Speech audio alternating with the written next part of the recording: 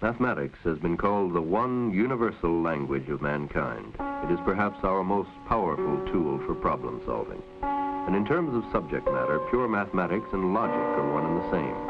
The subject matter consists in the relations generally expressed by if, then necessarily. Computers have been called machines for logic. The human problem solver must first define the problem. He must also provide the machine with instructions as to the steps necessary to solve the problem. And then the machine will carry out these instructions accurately and with fantastic speed. All of this, of course, requires very precise logical thinking on the part of the problem solver. It is the machine's power to carry out these logical operations that gives it its great value as a tool for extending man's thought.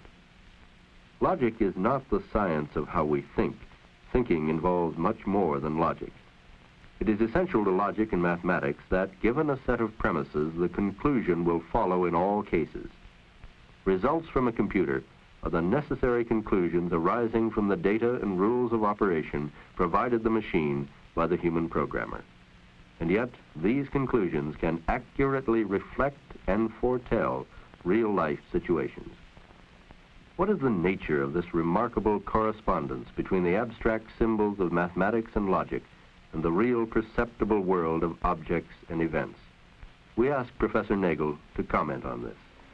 Well, I would like to say something about that, because this has been, I suppose, for many, many centuries, a problem that has occupied men, and because of the apparent agreement of what we might call reality or nature with the language that we employ, whether it is ordinary English or whether it is the language of mathematics, the apparent agreement between reality and the symbolic representation, men have speculated about, sometimes about the origin of the world, something about the necessity of there being some particular kind of creative agency.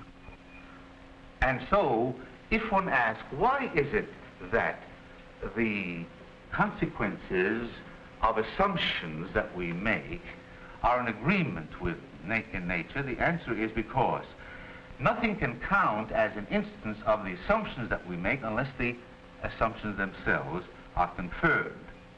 The electronic computer in the service of the human problem solver reflects back to him the consequences of the assumptions he employs when he builds a mathematical model of a real-life situation. So that rather than saying, as for example, the late Sir James Jeans maintained, that the fact that mathematics is used in exploring nature, he maintained that this shows that there must have been a divine creator, and moreover that the creator was a mathematician.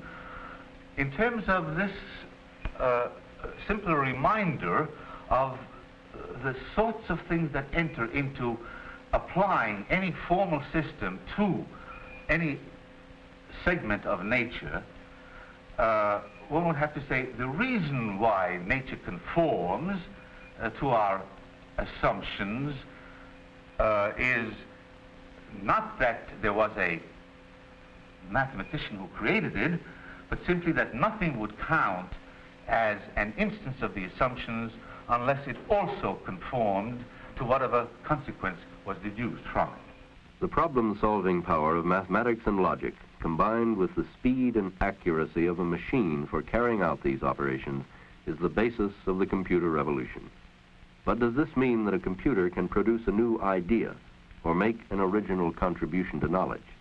We ask this question of both Professor Nagel and Dr. Hamming. It depends entirely upon what you mean by a new idea. In some senses, the machine only produces what you expect. On the other hand, you do not foresee all combinations, and the machine often produces combinations which you had not foreseen and have the impression of novelty.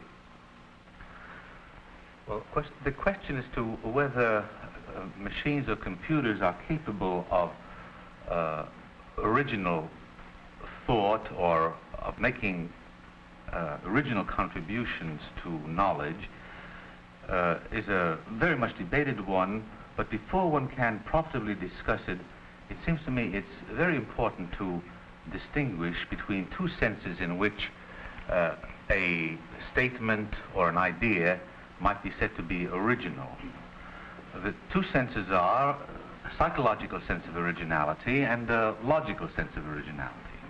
And I think perhaps the best way of making the distinction clear is first with an illustration.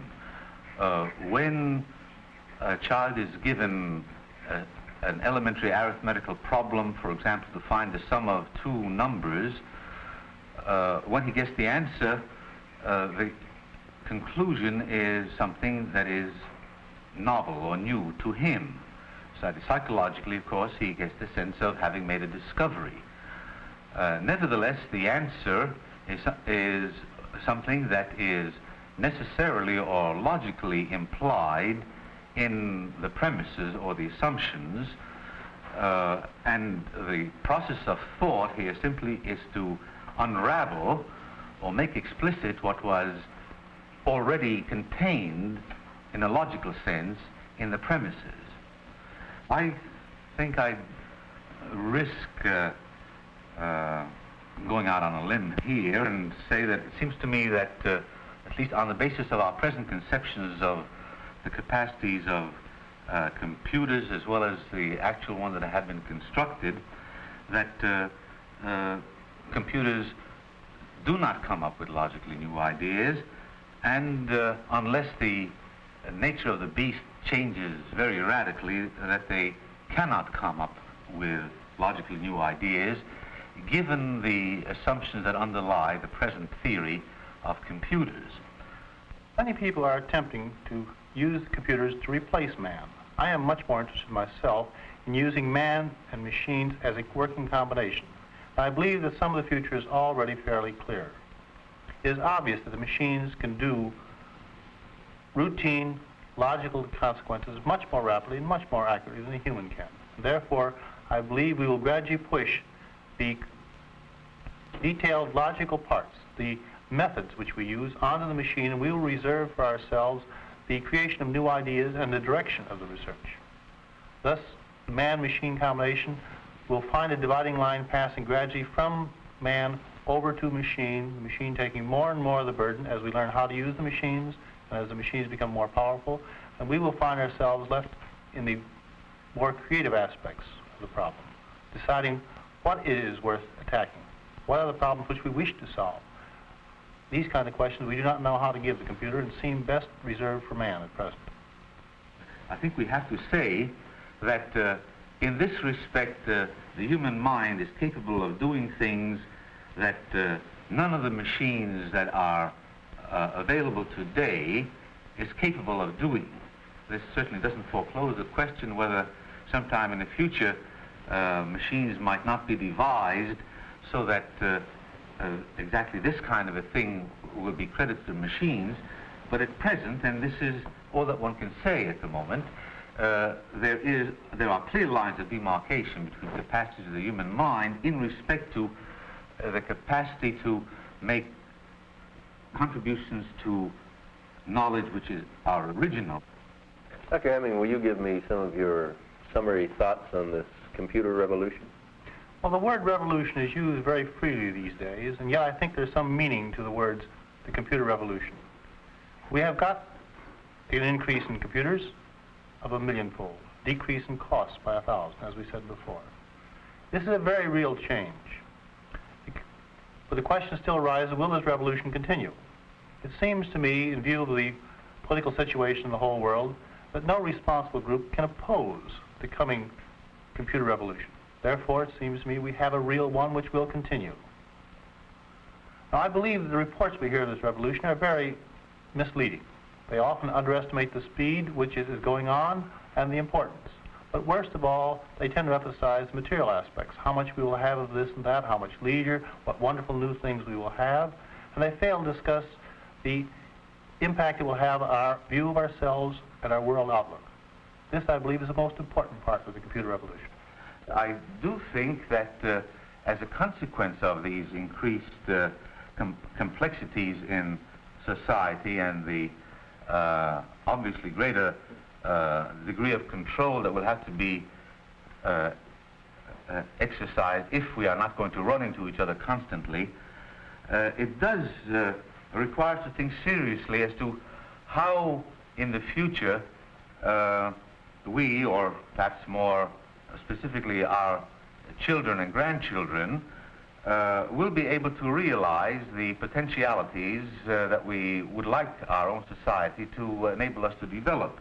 We shall have to find ways of training ourselves how to enjoy the leisure that we presumably are going to have, the greater leisure that we're going to have, in such a way that instead of being frustrating and making life a perpetual boredom, will enable us to engage in creative activities. This seems to me to be the central problem that faces Western civilization, insofar as the material goods of life are going to be increased, but it does raise a fundamental issue as to how what was sometimes called the spiritual aspect of life, or I would prefer to call it the creative aspect of individuality, will be given a room for development. Now, there's no simple answer to this question. If there is any mystery in the computer revolution, let's be sure that the mystery is located in the right place. In spite of its magnetic memory, complex circuitry, and so on, the mystery is not in the machine. The sense of awe and mystery that we may experience when we see a computer in operation is really awe at the accumulated months and years of thinking by human problem solvers reflected back to us at fantastic speed.